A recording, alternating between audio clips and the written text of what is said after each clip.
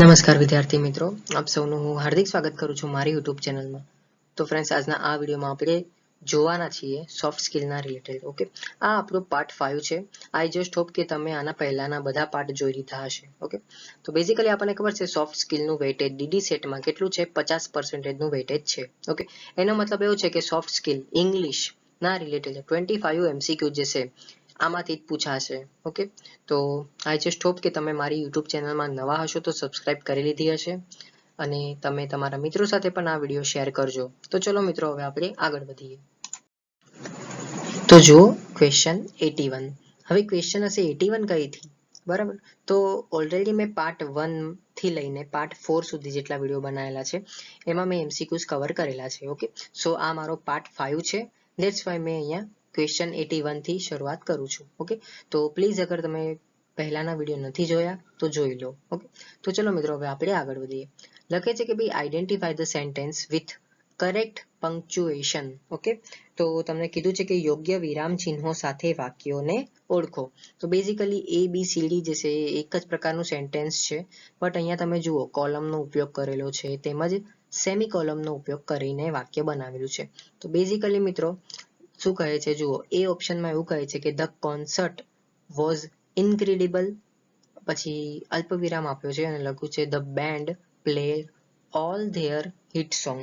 એટલે કે કોન્સર્ટ જે છે એ અદ્ભુત હતો, પછી અલ્પવિરામ છે, પછી બેન્ડે તેમના તમામ હિટ ગીતો વગાડ્યા. ઓકે, બેઝિકલી એનું ભાષાંતર આ થાય છે. હું તમને ડાયરેક્ટ આન્સર કહી દઉં છું કે આપણો આન્સર કયો આવશે. તો કે આપણો આન્સર આવશે C, the concert was incredible. પછી આ લોકો અહીંયા સેમિકોલન મૂક્યું છે. Okay, the band played all their hit song. Okay, તો આમ જે છે અહીંયા સેમિકોલન ઉપયોગ કર્યો છે. તો ધેટ્સ વાય આપણું કરેક્ટ પંક્ચ્યુએશન શું થશે? Option C. ઓકે,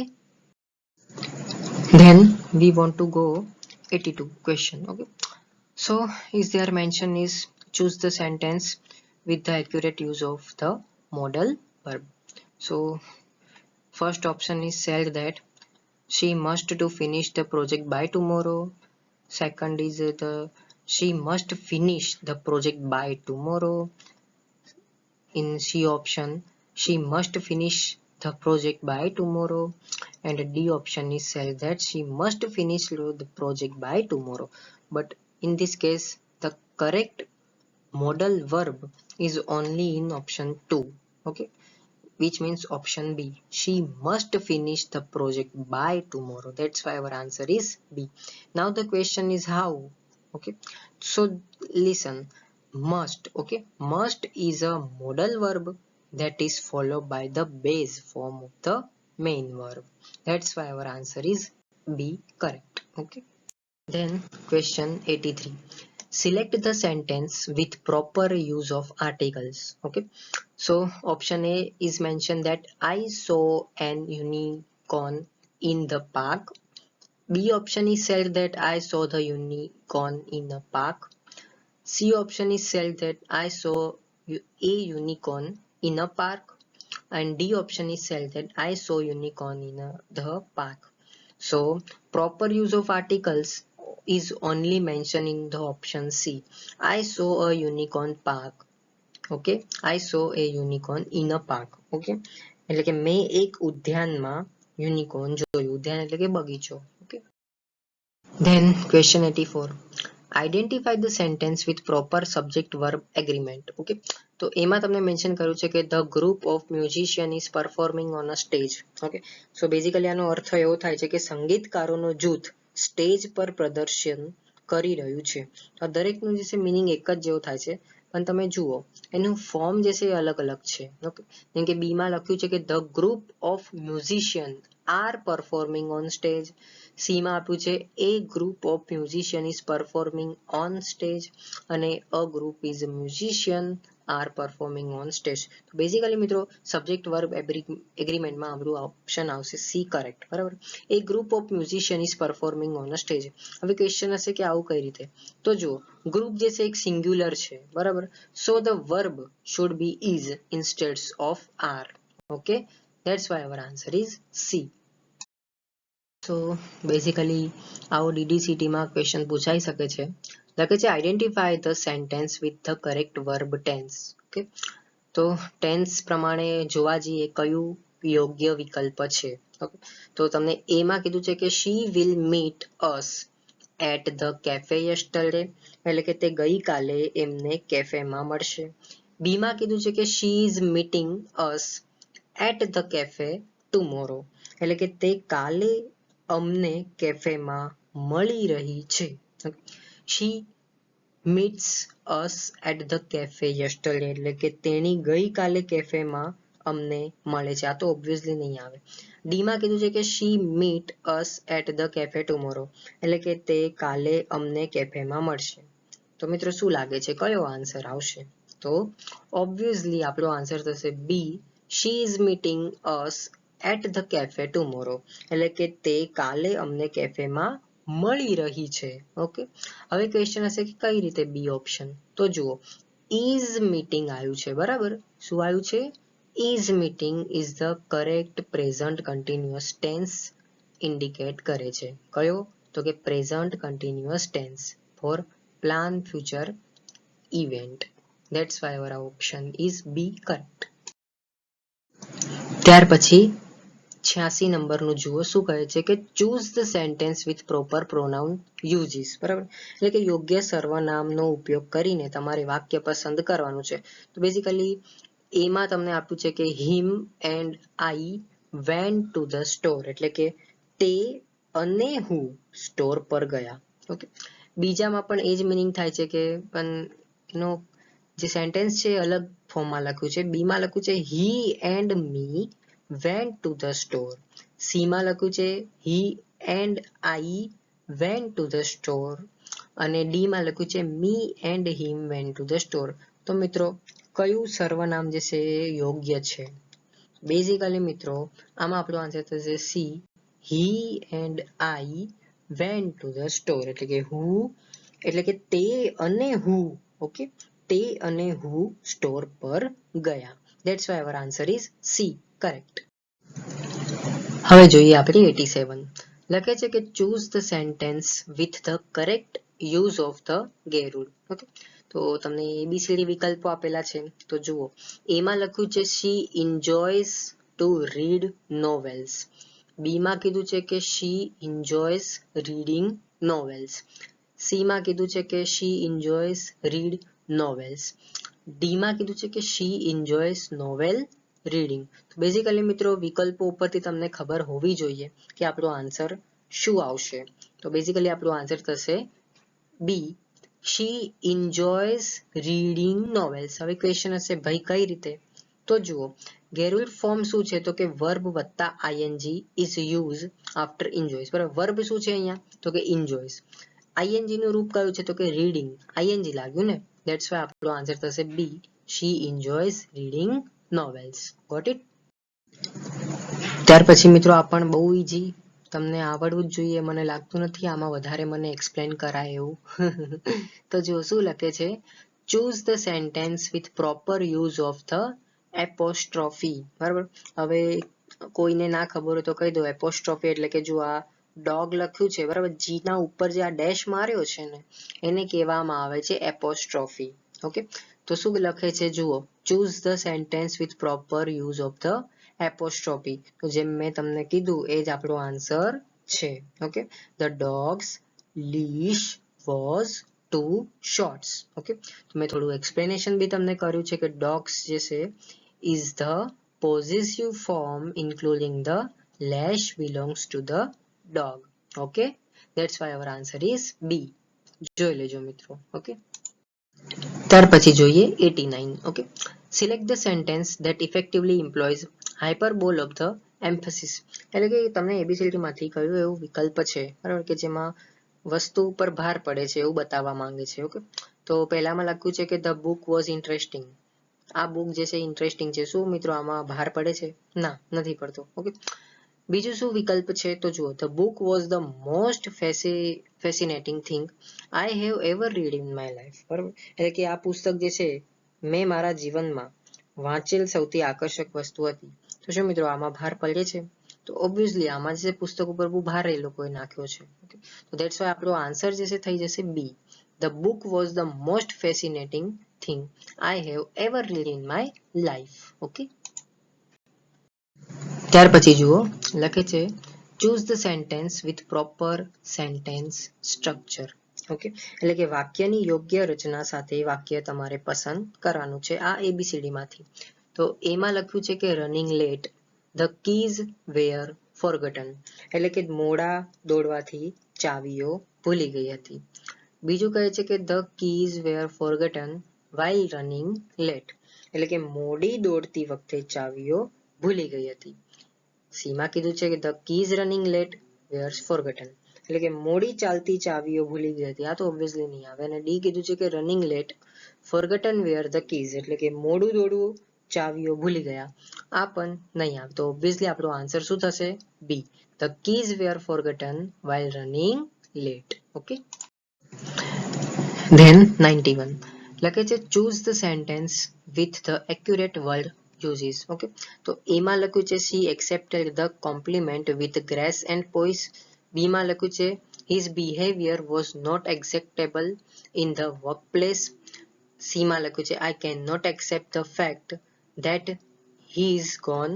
અને ડી માં કીધું છે કે the school board will accept proposal until Friday. Okay, basically મિત્રો શું લાગે છે કયું એક્યુરેટ વર્ડ ફોર્મ છે? તો ઓબ્વિયસલી આપણો આન્સર થશે એ, she accepted the compliment with grace and poise, એટલે કે તેણીએ કૃપા અને સંયમ સાથે પ્રશંસાને સ્વીકાર કરી. ઓકે. ત્યાર પછી મિત્રો 92 આ પણ એકદમ સિમ્પલ જ છે.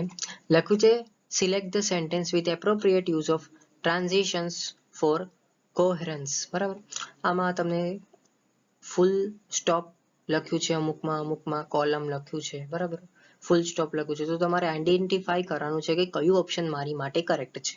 ઓકે, તો બેઝિકલી મિત્રો હું કહી દઉં તો આનો ડાયરેક્ટ આન્સર આપી દઉં છું. તમારો આન્સર આવશે સી ફર્સ્ટ, પછી અલ્પવિરામ આઈ વેન્ટ ટુ ધ સ્ટોર, પછી ફૂલ સ્ટોપ, ધેન પછી અગેન અલ્પવિરામ આઈ વેન્ટ હોમ, પછી અગેન ફૂલ સ્ટોપ, પછી ફાઇનલી અગેન અલ્પવિરામ અને આઈ કુકડ ડિનર. બેઝિકલી આ બધાનો મિનિંગ જે છે શું થાય છે કે પ્રથમ હું સ્ટોર પર ગયો, પછી હું ઘરે ગયો, અંતે મેં રાત્રિ ભોજન રાંધ્યું. ઓકે, તો appropriate use of transition for coherence માટે આપણો ઓપ્શન થશે સી. ઓકે, ધેટ્સ વાય આપણો આન્સર સી.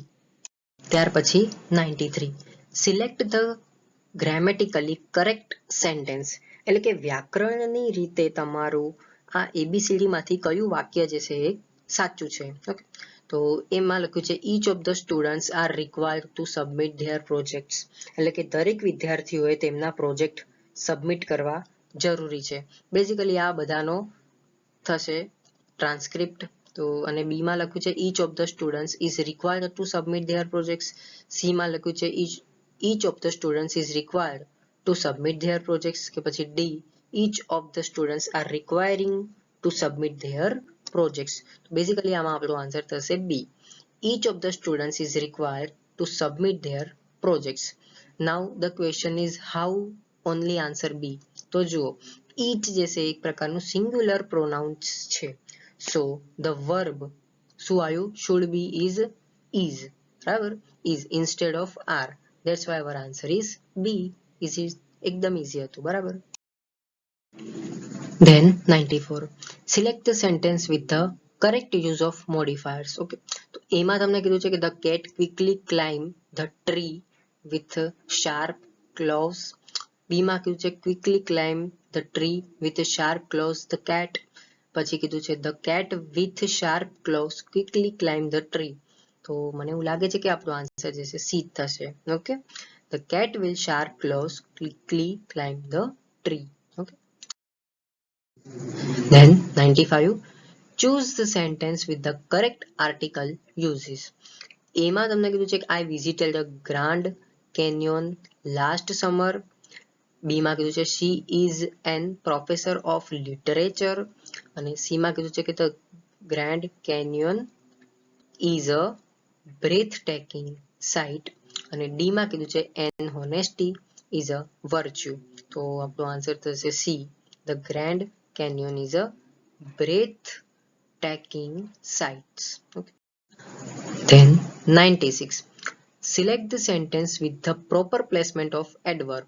Okay. A માં લખ્યું છે she almost completed all the task. B માં લખ્યું છે she completed all almost the tasks. C માં લખ્યું છે she completed almost all the tasks. અને D માં લખ્યું છે she completed all the almost tasks. તો બેઝિકલી આપણો આન્સર થશે C. Okay, she completed almost all the tasks. Now the question is how the option C. તો જુઓ, adverbs like almost usually comes before the main verb or after the auxiliary verb. That's then after 97 લખે છે કે choose the sentence with the correct use of articles. Okay, તો એમાં તમને કીધું છે કે I saw an eagle in a sky, એટલે કે મેં આકાશમાં ગરુડ જોયું. ઈગલ એટલે કે ગરુડ, બરાબર. બી માં કીધું છે કે the eagle in the sky was a magnificent, બરાબર, એટલે કે આકાશમાં ગરુડ જે છે ભવ્ય હતું. ભવ્ય હતું એટલે આપણે આમ અમુક વાર નહીં કહેતા કે યાર તો બહુ ગજબ લાગે, બરાબર. તો એનો મતલબ એવો થાય છે કે ભવ્ય હતું, બરાબર. સી માં કહે છે કે he adopted a cat from shelter, એટલે કે તેણે આશ્રયમાંથી, બરાબર, એક બિલાડી દત્તક લીધી, બરાબર. ડી માં કીધું છે કે an cat is a wonderful companion, એટલે કે એક બિલાડી જે છે એક અદ્ભુત સાથી છે, બરાબર. સો બેઝિકલી આમાં આપણો આન્સર થશે બી. The eagle in the sky was a magnificent, બરાબર, એટલે કે આકાશમાં ગરુડ જે છે કેવું હતું, ભવ્ય હતું. ત્યાર પછી આપણે જોઈએ 98. 98 માં તમને કીધું છે કે ભાઈ identify the sentence with the correct subject verb agreement. Okay, તો તમને ઓપ્શન્સ આપેલા છે ABCD. સૌથી પહેલું ઓપ્શન છે કે the team of the players, એટલે કે ખેલાડીઓની ટીમ જે છે એ રમત વિશે ઉત્સાહિત છે, બરાબર. The team of the players R excited about the upcoming game. પછી બી માં કીધું છે કે ધ ટીમ ઓફ પ્લેયર્સ, અહીંયા એ માં તમે જુઓ આર મેન્શન કરેલો હતો, બી માં તમને ઇઝ મેન્શન કરેલું છે, તેવી જ રીતે સી માં તમને વેર મેન્શન કરેલું છે, અને પછી ડી માં તમે જુઓ તો એમ મેન્શન કરેલો છે. ઓકે, વેઇટ અ મિનિટ, હું તમને પેન્ટર દ્વારા સમજાવી દઉં. જુઓ, એ માં જુઓ તમને આર મેન્શન કરેલું છે, બી માં તમને ઇઝ, બરાબર. વાક્ય તો એ ના એ જ છે. તો મિત્રો તમારે કરેક્ટ સબ્જેક્ટ વર્બ એગ્રીમેન્ટ કયું છે તમારે ફાઇન્ડ આઉટ કરવાનું છે. બેઝિકલી આમાં આપણો આન્સર થઈ જશે B. Okay, the team of players is excited about the upcoming game. Okay, then જુઓ 99. શું કહે છે કે select the sentence with the correct article uses. Okay, લખ્યું છે he is the CEO of multinational company. બી માં લખ્યું છે an elephant is the largest land mammal. C માં લખ્યું છે the CEO give an inspiring speech, અને પછી ડી માં લખ્યું છે I saw an elephant at a zoo yesterday. Okay, basically અહીંયા આપણું કરેક્ટ આર્ટિકલ કયું આવશે, સી, બરાબર. the CEO gives an inspiring speech. And then 100. Identify the sentence with the correct article uses. એના જેવો જ છે, બરાબર. તો એમાં તમને મેન્શન કરેલું છે કે an air is essential for life. બી માં કીધું છે કે the air we breathe is polluted, બરાબર. સી માં કીધું છે કે water covers most of the earth's surface, અને પછી ડી માં કીધું છે I need an water to quench my thirst. Basically મિત્રો કરેક્ટ આર્ટિકલ કયું છે તો કે બી નંબરનું, the air we breathe is polluted. Okay,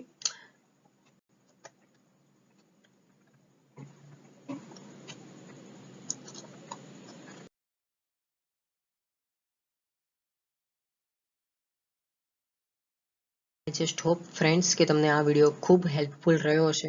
જો ખરેખર તમને હેલ્પફુલ રહ્યો હશે તો પ્લીઝ મારી યુટ્યુબ ચેનલને સબસ્ક્રાઇબ કરો. તમારા મિત્રો સાથે આ વિડીયો શેર કરવાનું ન ભૂલતા. Thank you so much for watching my video.